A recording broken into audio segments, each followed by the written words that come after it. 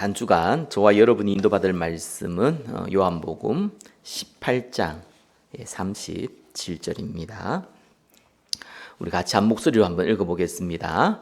빌라도가 이르되 그러면 내가 왕이 아니냐? 예수께서 대답하시되 내 말과 같이 내가 왕이니라.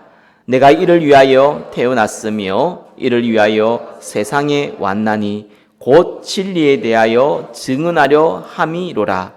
무릇 진리에 속한 자는 내 음성을 듣느니라 하신대. 아멘. 진리에 속한 자라는 제목으로 말씀 증가하겠습니다. 우리 옆에 분과 인사 나누겠습니다. 진리의 음성을 따라갑시다. 사람은 마음에 담긴 거 있잖아요. 그거 따라갑니다. 돈을 사랑하는 사람은 뭐든지 내한테 돈에 이익이 되느냐 안 되느냐, 그게 첫 번째 기준입니다.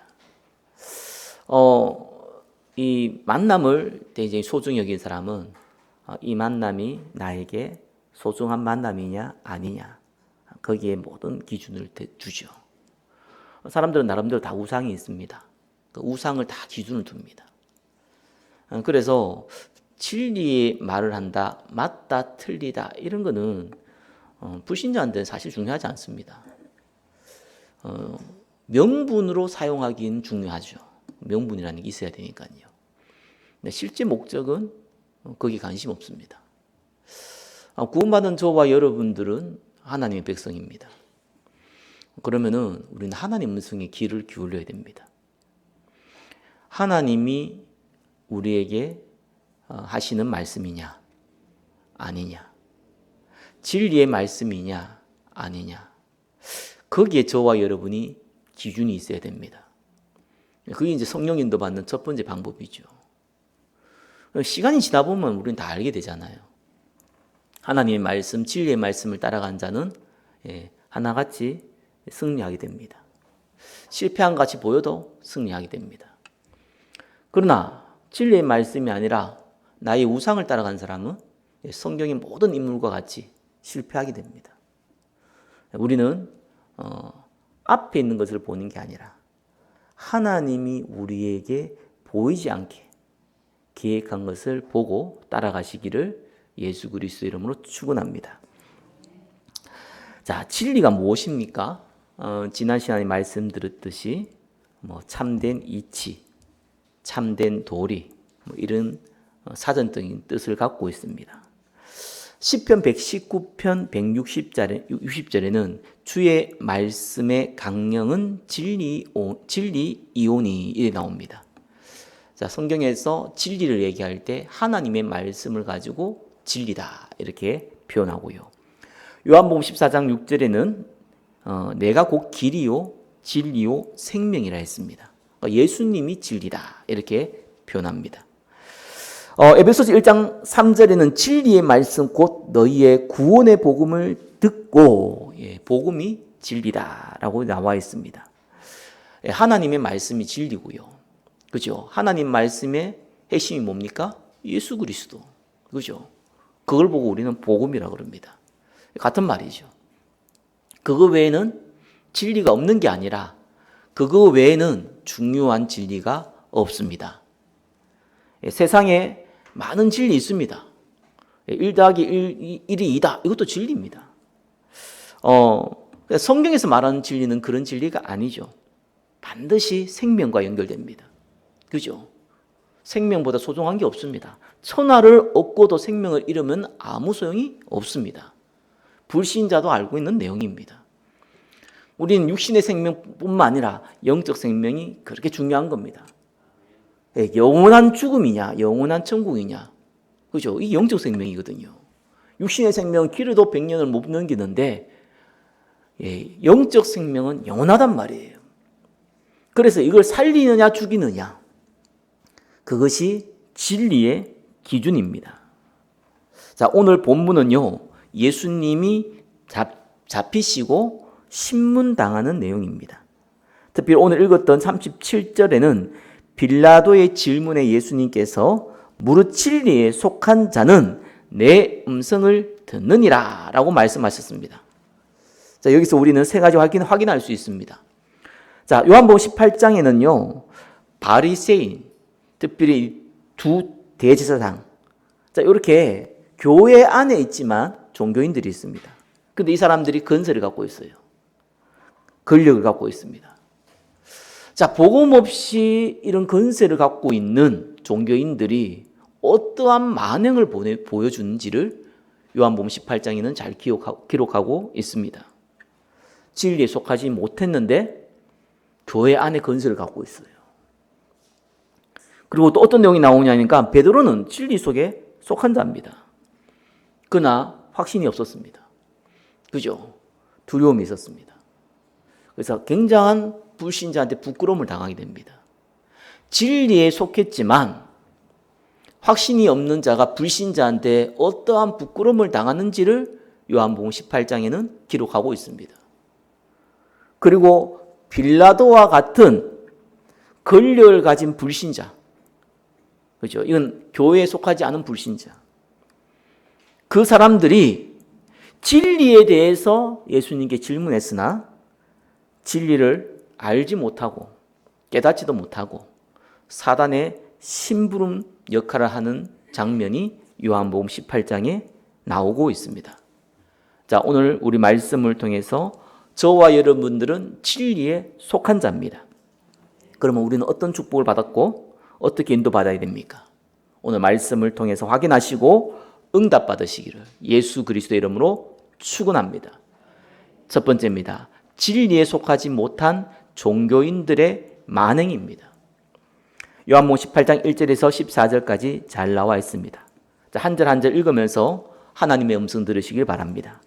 1절입니다. 예수께서 이 말씀을 하시고 제자들과 함께 기드론 시내 건너편에 나가시니 그곳에 동산이 있는데 제자들과 함께 들어가심이라.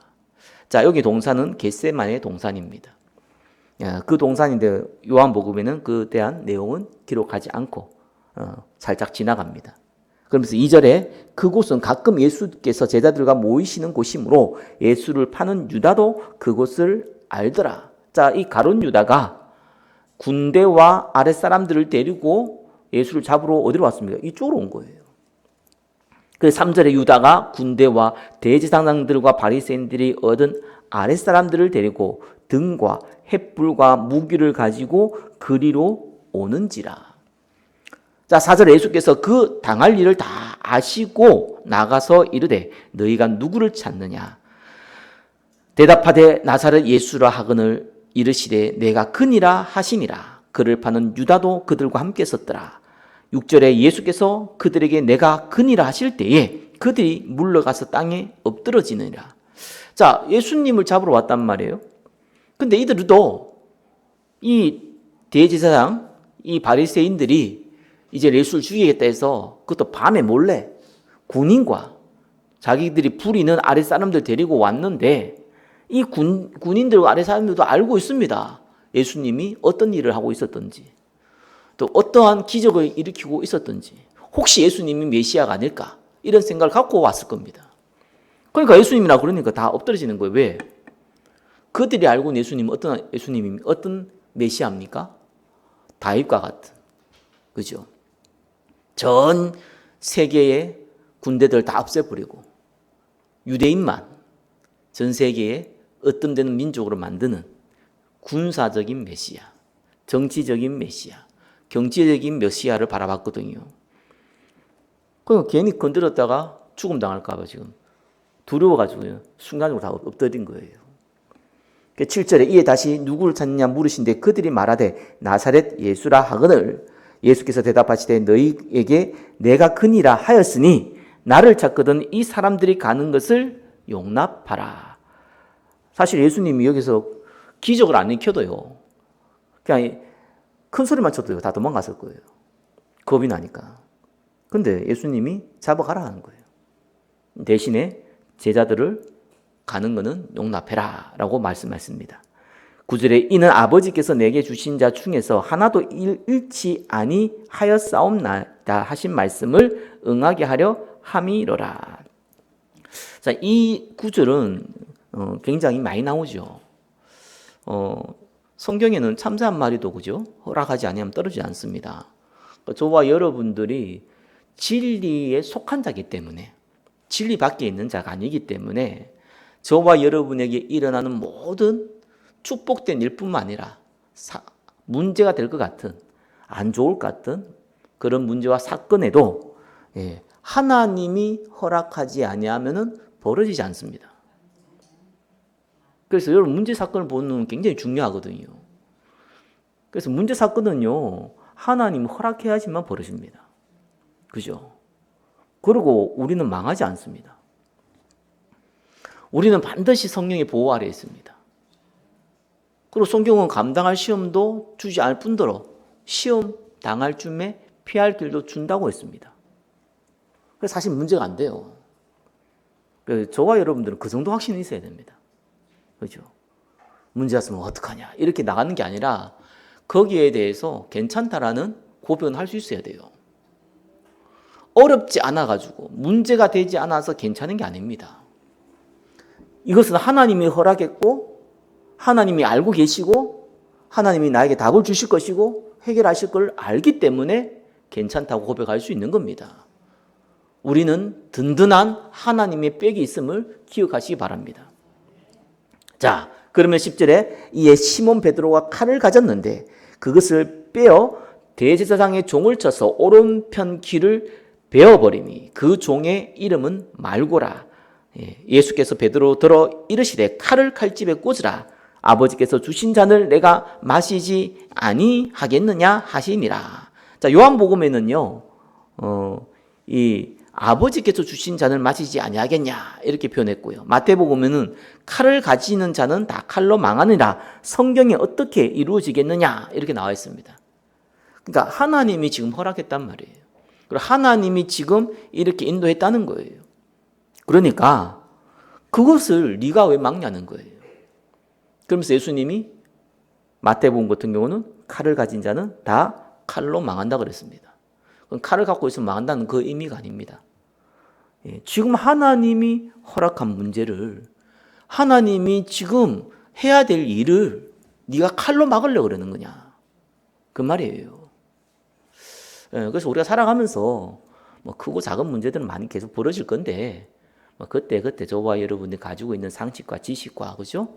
해결 방법을 통해서 헤쳐나가시면 돼요. 근데 이제 앞뒤 좌우가 좀 막힐 것 같다. 아니 막히는 그런 문제들이 우리 인생에서는 몇 번씩 벌어지죠. 아니 많이 벌어지죠. 그때 중요합니다. 그냥 내가 지나가다가 넘어졌다. 다리에 멍들었다. 가서 파스 하나 바르든가 물파스 바르든가. 아니 물파스는 아니죠. 파스 바르면 될 거 아니에요. 뭐 찢어졌다. 그럼 병원 가서 꼬매든가 그죠. 상처 났으면은 뭐 마데카스 바르면 이러면 되잖아요. 그러면 되는 일이에요. 거기에 하나님의 계획이 뭔 계획이 있을까 이래가지고요 또 기도하기 이러실 필요는 없어요.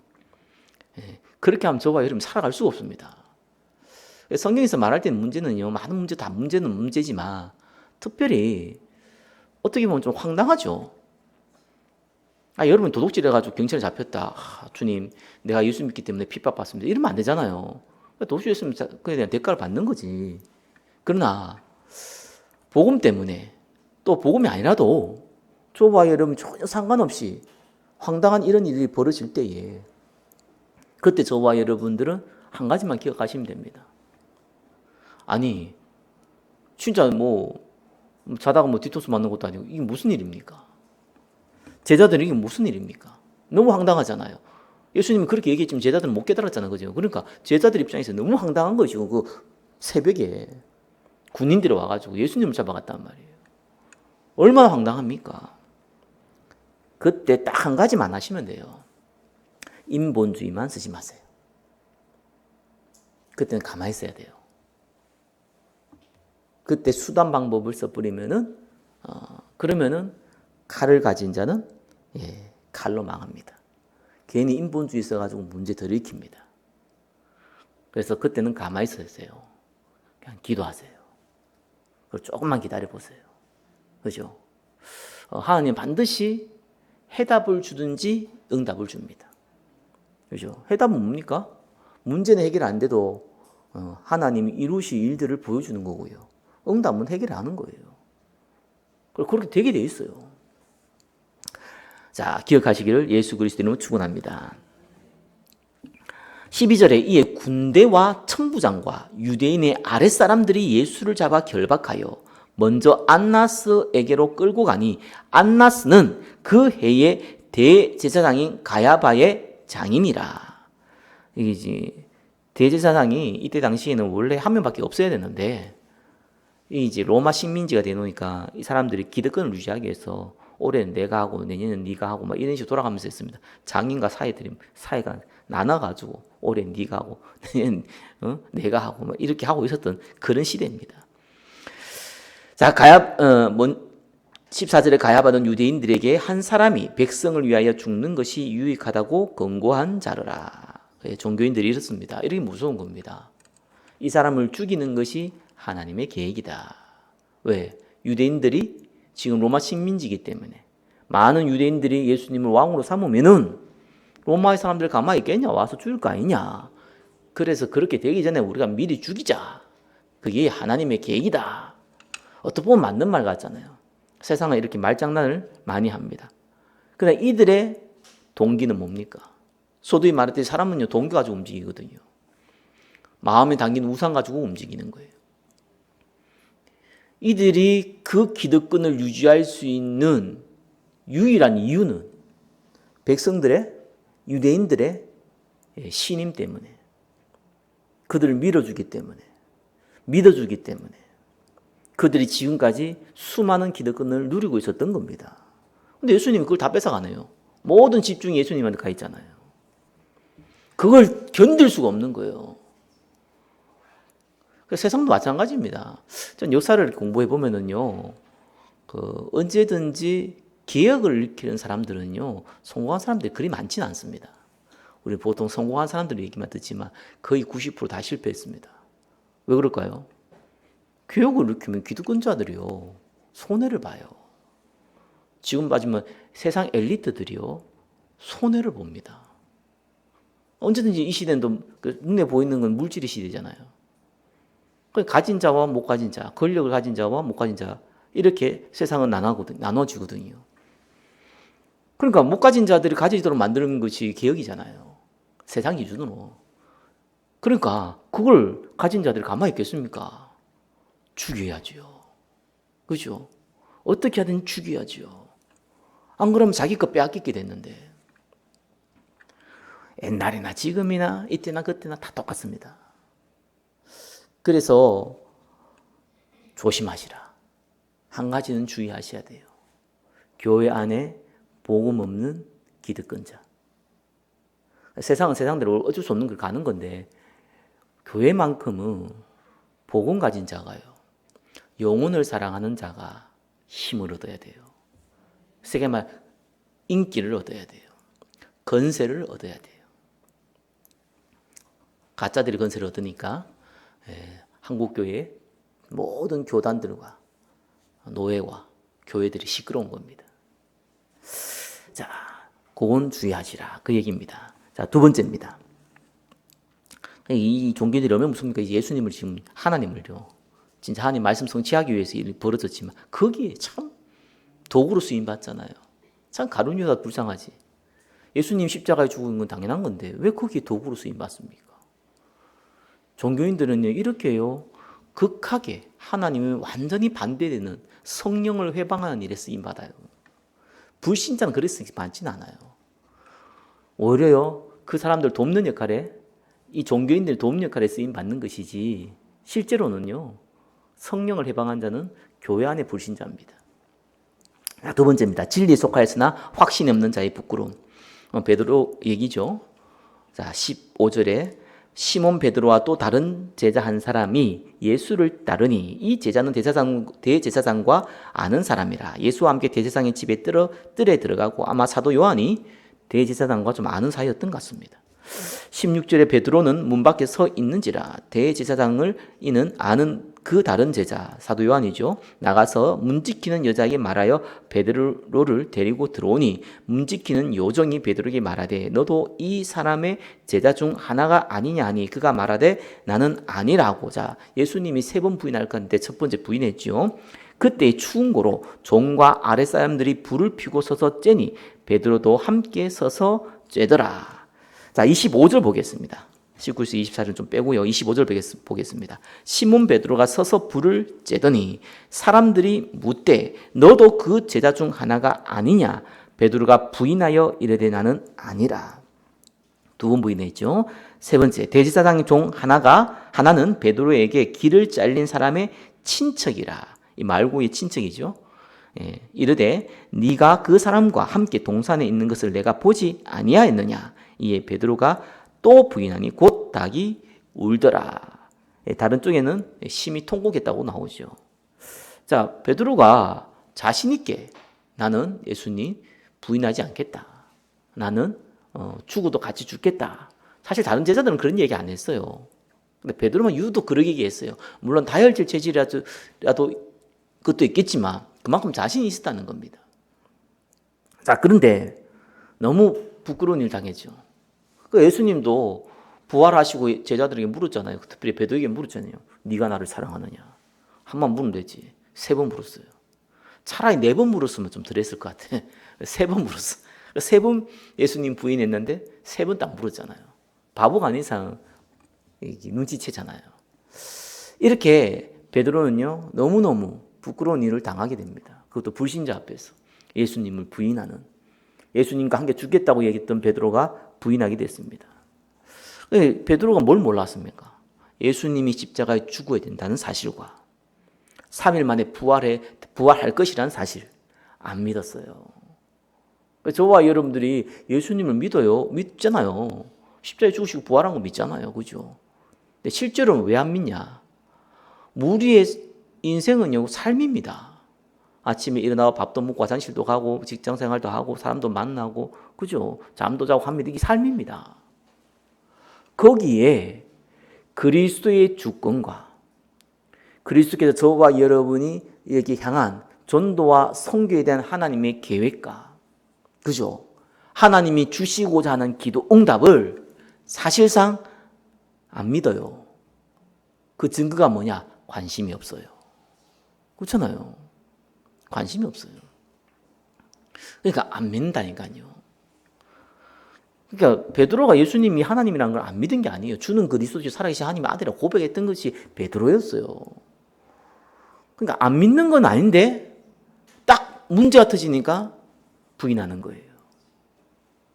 그래서 저와 여러분들은요, 우리가 살아가면서 특별히 문제가 올 때, 그다음에 갈등이 올 때, 진짜 앞뒤 좌우 막히는 위기가 올 때, 그다음에 축복이 올 때, 이때 굉장히 중요합니다.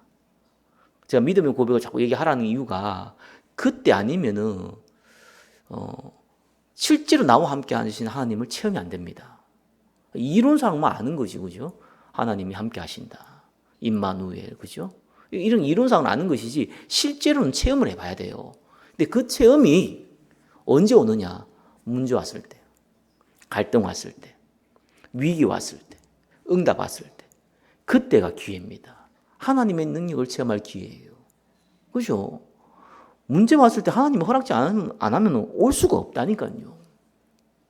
그래서 반드시 해답과 응답 받을 수 있는 기회예요. 그래서 무릎 꿇으라니까 그때요. 얼마나 기회입니까? 아니, 사람과의 갈등 오잖아요. 안 올 수 없는 거잖아요. 혼자 사는 것도 아니고.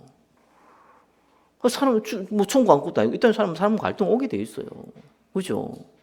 근데 저와 여러분이 얼마나 수준이 낮은 줄 알아야 돼요. 그때. 부끄러움을 알아야 돼요. 내가 사람과 갈등한다는 말은 뭡니까? 내 수준이 있어 사람과 같다는 거예요.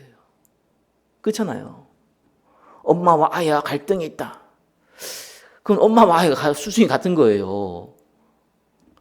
예수님과 저와 여러분하고 갈등이 있습니까? 예수님 저와 여러분하고 갈등이 갔을 것 같아요?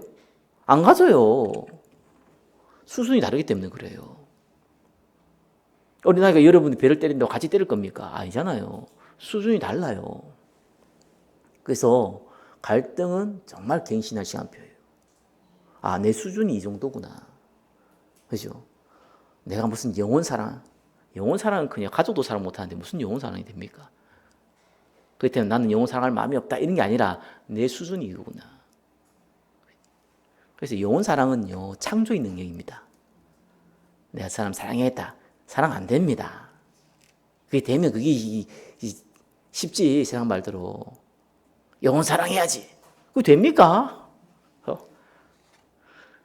나부터 사랑해, 딴 사람 사랑한다. 말은 맞는 말이지. 자기 자신을 사랑하고 싶다 어떻게 됩니까? 그게. 아, 내가 나를 사랑해야지. 됩니까?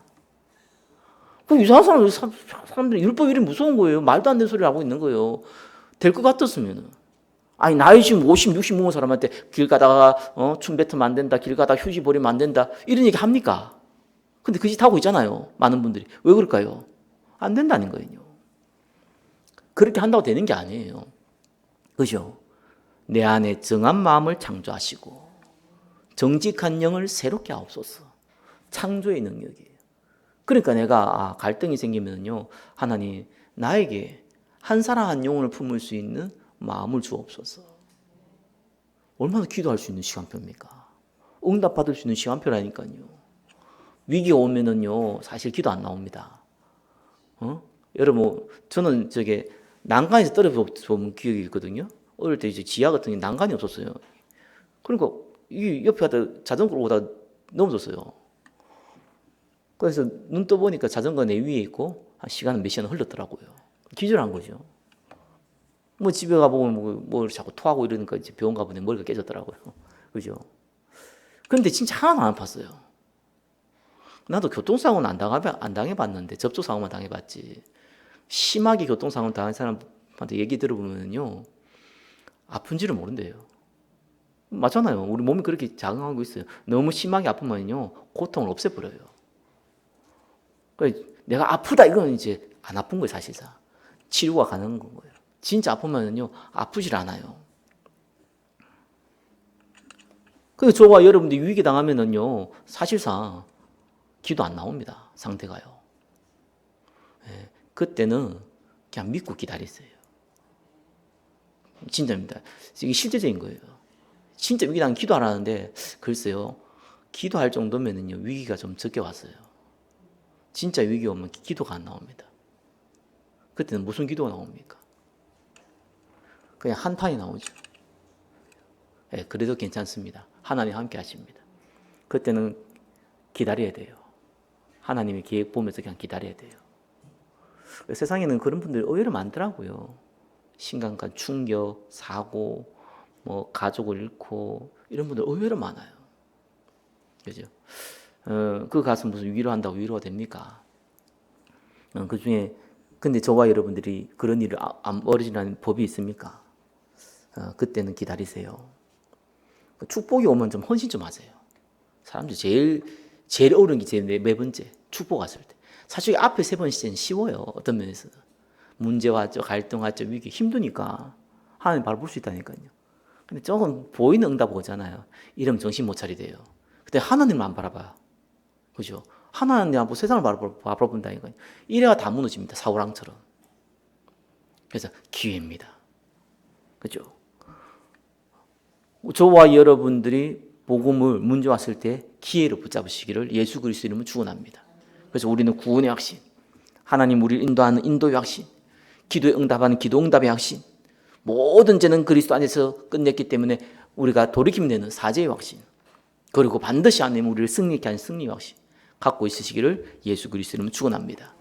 자, 세 번째입니다. 진리에 속한 자가 들을 수 있는 하나님의 음성입니다. 이 19절에서 24절까지를 제가 안 읽었는데 19절에 24절은 그 예수님을 신문하는 장면입니다. 이 대제사장들이 얼마나 악하냐, 종교인들이 하나님을 직접 때려가면서 신문합니다. 그 내용입니다. 자, 세 번째 보겠습니다. 28절 보겠습니다. 그들이 예수를 가야바에게서 관정으로 끌고 가니 새벽이라. 자, 여기서는 관정 어디인가 이 빌라도의 관정을 끌고 간 거예요. 원래 예수님 지금 죽이려 했잖아요. 얘들이 얼마나 급하냐니까 당시 로마 법에는요, 그 사형을 이렇게 판단하고 하는 거는요, 낮에만 할 수 있어요. 밤에는 못 합니다.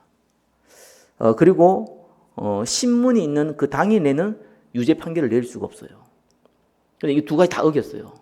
새벽에 들어가 가지고 이 빌라도를요, 어떻게 보면은 압박해 가지고 유죄 판결을 내리도록 만들었어요.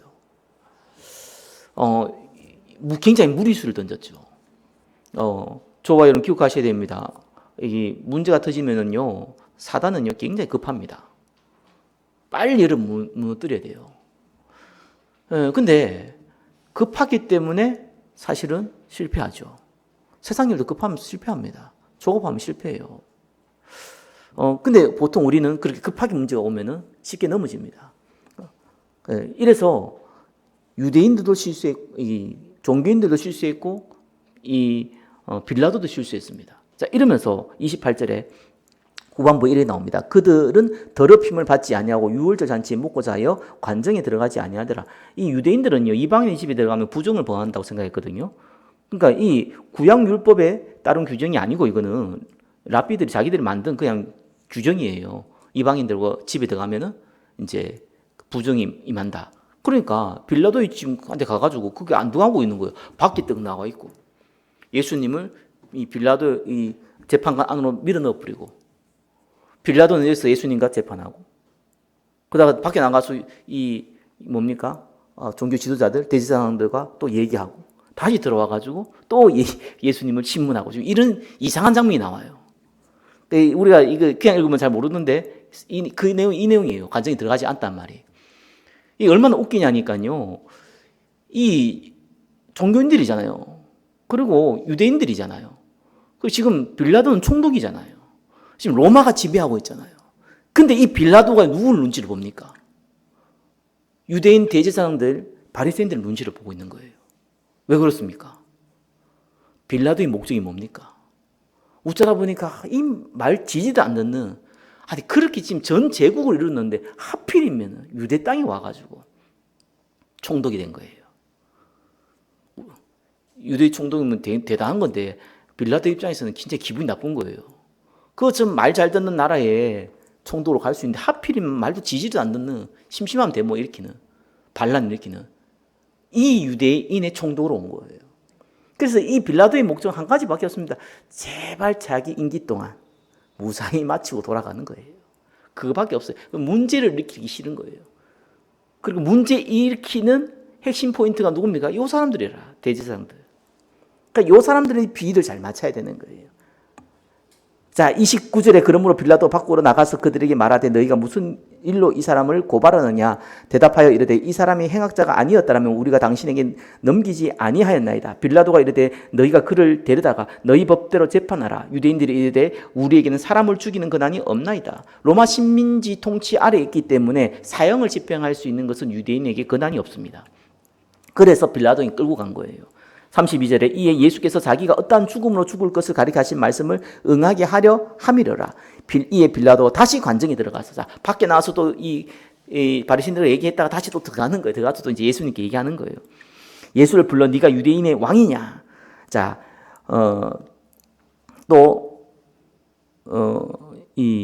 그 유대인의 왕이냐? 갑자기 유대인의 왕이냐 물었어요. 누가복음 23장 2절에 보니까요, 예수님을 이 유대인들이 고발한 세 가지 이유가 나옵니다. 하나는 우리 백성을 미혹하겠다. 그리고 가이사에게 세금 바치는 것을 금했다. 그리고 자칭 왕이라고 얘기했다. 이렇게 얘기한 거예요. 근데 이제 그 빌라도 입장에서는요, 우리 백성을 미혹했다. 유대인 백성들 미혹한 거하고 자기가 뭔 상관입니까? 관심이 없어요. 그리고 가이사에게 세금 바치는 걸 금했다. 이건 중요한 일임에도 불구하고 원래 유대인들이 가이사에게 세금 바치는 거 싫어했거든요. 자기들도 그러면서 뭐 예수님을 고발하니까 어이가 없는 거잖아요. 그래서 관심이 없어요. 근데 왕이라 했다고 하는 거예요. 이건 문제가 되거든요. 그러니까 이제 빌라도가 거기에 관심이 있는 거예요. 그건 자칫하면 진짜 유대인 반란이 일어나기 때문에 정치적으로 굉장히 민감한 문제이기 때문에 예수님께 그 문제를 물은 거예요. 네가 유대인의 왕이냐. 그러니까 이 불신자들은요, 자기 이권과 관계된 거 아니면 관심이 없습니다. 그래서 34절에 예수께서 대답하시되 이는 네가 스스로 하는 말이냐 다른 사람들이 나에 대해서 내게 한 말이냐. 이 무슨 말이냐니까요. 네가 그 스스로 진짜 네가 당신이 왕이십니까? 이래 묻는 질문이냐. 아니면은 네가 지금 종교적으로 정치적으로 문제가 있어 가지고 네가 내한테 질문하는 그거냐 이 말입니다. 네가 진짜 네가 메시아 유대인이 들어봤지 않냐 메시아를 기다린다고 들어봤지 않냐 그 왕이라고 네가 질문했다면 내가 제대로 대답할 건데 네가 지금 정치적으로 문제가 있을까 없을까 그 고민해서 네가 내한테 질문했냐 그 말입니다. 예수께서 대답하시되 빌라도가 대답하되 내가 유대인이냐 내 나라 사람들과 34절이죠. 예수께서 대답하시되 이는 내가 스스로 하는 말이냐 다른 사람들이 내게 한 말이냐. 35절에 빌라도가 대답하되 내가 유대인이냐 네 나라 사람과 대제사장들이 너를 내게 넘겼으니 네가 무엇을 하였느냐. 똑같이 정치적인 의미로 묻고 있다는 거 지금 자기가 대답한 겁니다. 나는 네가 메시아고 뭐 관심 없다. 근데 네가 지금 반란을 일으키려는 진짜 왕이냐 왕으로 서려고 그러느냐 그 말입니다. 36절에 예수께서 대답하시되 내 나라는 이 세상에 속한 것이 아니냐 만일 내 나라가 이 세상에 속한 것이었다면 내 종들이 싸워 나로 유대인들에게 넘겨지지 않게 하였으리라. 이제 내 나라는 여기에 속한 것이 아니니라. 자, 정치적으로 물었기 때문에 예수님이요 이렇게 대답한 거예요. 메시아적 관점에서 물었다면은 구원에 대해서 얘기했겠죠. 정치적으로 물었기 때문에 정치적인 대답한 거예요. 이 로마를 위협하는 그런 왕이 아니다는 거예요. 이 세상에 속한 왕이 아니라는 거예요. 37절에 빌라도가 이르되 그러면 네가 왕이 아니냐. 예수께서 대답하시되 네 말과 같이 내가 왕이니라. 내가 이를 위하여 태어났으며 이를 위하여 세상에 왔나니 곧 진리에 대하여 증언하려 함이로다. 무릇 진리에 속한 자는 내 음성을 듣느니라 하신대. 자, 진리에 속하지 않았기 때문에 바리새인들 또 이 빌라도는요 하나님의 음성, 예수님의 음성을 들을 수 없죠. 관심이 없으니까. 38절에 빌라도가 이르되 진리가 무엇이냐 하더라. 이 말을 하고 다시 유대인들에게 나가서 이르되 나는 그에게 아무 죄도 찾지 못하였느라. 왜? 정치적인 부분만 관심이 있었는데 거기에 대해서 예수님이 이 세상에 속한 왕이 아니라니까. 그럼 문제가 안 되잖아요. 39절에 6월절이면 내가 너희에게 한 사람을 놓아주는 전례가 있으니 그러면 너희는 내가 유대인의 왕을 너희에게 놓아주기를 원하느냐 하니 그들이 또 소리질러 이르되 이 사람이 아니라 바라바라 하니 바라바는 강도였더라. 자, 이렇게 진리에 속하지 못한 자는 하나님 음성을 들을 수도 없고 불신자나 종교인들은 하나님의 진리를 대적하고 불신자는 거기에 협조하는 형태가 딱 드러납니다. 자, 저와 여러분들은 진리에 속해 있으므로 하나님의 음성을 들을 수 있습니다. 말씀 맺겠습니다. 진리에 속하지 않는 종교인들은 저와 여러분의 신앙생활 때 주의해야 됩니다. 항상 잘해주고 좋은 관계를 맺되 언제든지 큰 진리에 대해서 대적할 수 있음을 염두에 둬야 됩니다. 그러면서 확신을 가지고요 진리의 음성을 들으시기를 예수 그리스도 이름으로 축원합니다.